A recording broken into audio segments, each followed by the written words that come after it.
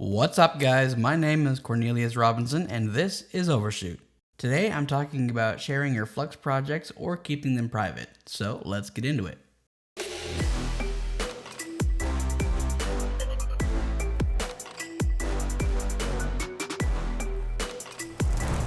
When designing a PCB, you may want to keep it private, whether that's because of company secrets or maybe you're just working on the next big thing. That being said, you can also make your projects public for anyone to see or even contribute. Flux is very flexible in allowing you to customize the permissions. When you first create a project, it is set to private by default. This means that you, and only you, can access it.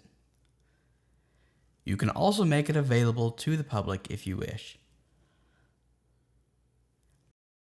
In general, there are 3 types of public access to your project.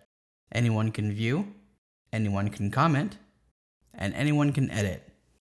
These are fairly self-explanatory, but I want to show you how to comment real quick. When you're in a project that allows commenting, all you need to do is right-click anywhere and select Insert Comment.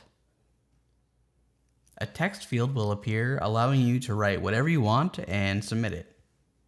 This permission level is great for letting someone review your work while not allowing them to make any changes.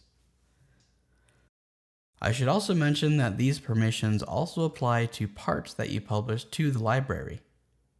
Setting a part to anyone can view, for example, allows the entire Flux community to use your part without changing it.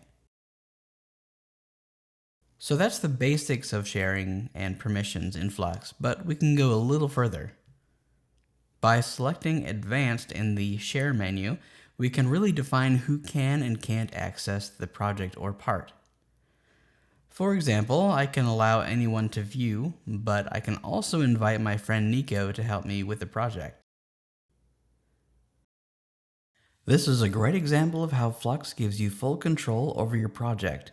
But it's important to know that pricing will be rolled out soon. With the free version of Flux, you get every feature of Flux along with 10 private projects. It's pretty inexpensive to get unlimited private projects, however. Alright guys, that's it for this video. Tell me what you think in the comments.